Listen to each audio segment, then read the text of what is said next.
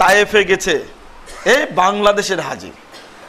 তায়েফে যাওয়ার পরে আমাদের এক ভাই চাকরি করে জেদ্দায় ইসলামিক সেন্টারে, তাহের নাম, সোনারগাঁয়ে বাড়ি।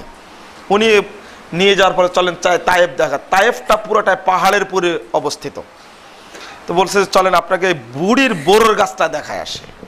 বুড়ির বোরোর গাছ, ওই যে গল্প শুনেছেন আপনারা, এক বুড়ি ছিল, সে বুড়ি রাসূল সাল্লাল্লাহু আলাইহি সাল্লামের রাস্তায় বোরোর কাঁটা দিত, গল্প শুনেছেন না? ওই ছেলে বলল যে চলেন আমরা ওকে আপনাকে দেখাই। আমরা বললাম যে বুড়ির বোরোর গাছ তায়েফে কেন হবে? একেতে ঘটনা মিথ্যা, এরপরে হল কোথায় হবে? মক্কায় হবে, তায়েফে কেন আসলো? আজীব ব্যাপার, 125 কিলোমিটার দূরে এখানে কিভাবে বুড়ি আসলো? তো ওখানে আমরা গিয়ে দেখলাম মরা একটা গাছ, গাছটাকে দাঁড়া, এটাকেই বোরোর গাছ বলছে। এক মহিলা ওই বোরোর গাছের থেকে, ওটা কি বলেন রে, চামড়া থেকে, চামড়া তো নাই মনে করে, কাঠ থেকে খুঁটরা খুঁটরা তুলছে। বলছে এ কি করবেন? তো এটা বরকত, এটা নিয়ে যাব আমি দেশে। আমি বলছে নাউজুবিল্লাহ, যে ঘটনায় তো মিথ্যা, 1000 বছর পূর্বের বোরোর গাছ এখন থাকে।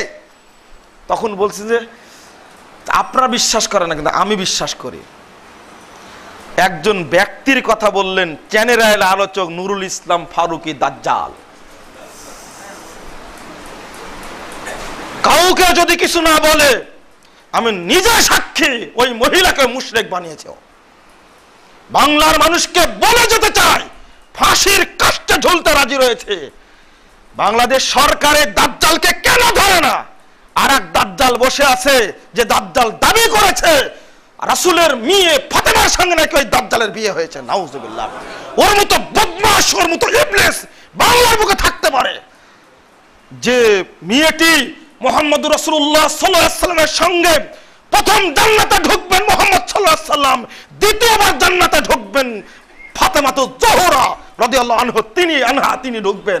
তার মতো রাসূল সাল্লাল্লাহু আলাইহি ওয়াসাল্লামের মেয়ের প্রতি এরকম মিথ্যা অপবাদ দেয়, এরপরেও বাংলাদেশে থাকতে পারে, বাংলাদেশ তাদের ভাত হয়। আশ্চর্যজনক একটা ব্যাপার।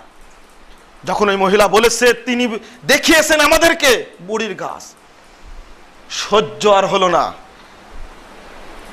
একজন কামেল পাশ ব্যক্তি বলছে যে কেন মক্কা থেকে কি তায়েফ থেকে গিয়ে কি মক্কায় কাঁটা দিতে পারে না? যুক্তি দেখাচ্ছে। আপনি কি খেয়ে কামেল পাশ করা শিখছেন? 125 কিলোমিটার দূরে প্রতিদিন এই মহিলা এখান থেকে বোরোর কাঁটা নিয়ে গিয়ে মক্কায় রাস্তায় দিয়েছে। মাথায় কিছু আছে? বলেন তো দেখি, কেমন রাগটা কেমন হয়? ও বলে চলে গেল। তারপরে এক মুরব্বী তাদের সাথে ছিল, মুরব্বী বলছে যে আমারও যেন কেমন কেমন মনে হচ্ছে, এটা কেমনে হয়? আর তার পাশে দেখবেন একটা পুরাতন বাড়ি আছে, ওইটার নাম দিয়েছে আবু জেহেল বাড়ি। আমি বলছি যে ওখানে বলি আসলেন মক্কার পূর্ব পার্শ্বে যেটা আবু জেহেলের বাথরুম, ওখানে বলে আসলেন যে আবু জেহেলের বাড়িটাকে বাথরুম করেছে, এখানে এসে বলছে এটা বাড়ি। আপনার কি যুক্তিতে মিলে? তখন মুরব্বী বলছে তাই তো, ওখানে শুনছি এটা বাড়ি, এখানে এটা একটা পুরাতন বাড়ি। আর সহ্য আমার হলো না, পুরাতন গাছ, আমি গাছের নিচে দাঁড়ায় নড়ায় দেখলাম। এখন বলছি যে উস্তাদজি ভেঙে ফেলে দেবো গাছকে, এই গাছ আর রাখছি না। তখন আশেপাশে তাকে দেখলাম যে ফেতনা হবে অযথা। তখন গাছের পাশে দাঁড়ায় আমি দিলাম এক ধাক্কা। উস্তাদের নিচে গেছিলেন, উস্তাদ এবার জোশে উপরে উঠে আসছে, দেও ধাক্কা দিয়ে গাছটাকে দিলাম ফেলে একবারে। আলহামদুলিল্লাহ, গাছ দিলাম ফেলে। তো উস্তাদ যে অসব বক্তব্য দিয়েছেন বিভিন্ন জায়গাতে এর উপরে, তোর হুজুরকে বলিস তোর গাছকে একবারে পাগারা ফেলে দিয়ে আসছে, যে এই গাছের বরকত দেখেন। আমার তখন খেয়াল হয়নি, যদি আল্লাহ কোনোদিন বাঁচা রাখে, যদি দ্বিতীয়বার যাওয়ার সুযোগ দেয়, বুড়ির বাড়িকে লাথি মেরে ভেঙে দিয়ে আসবেন।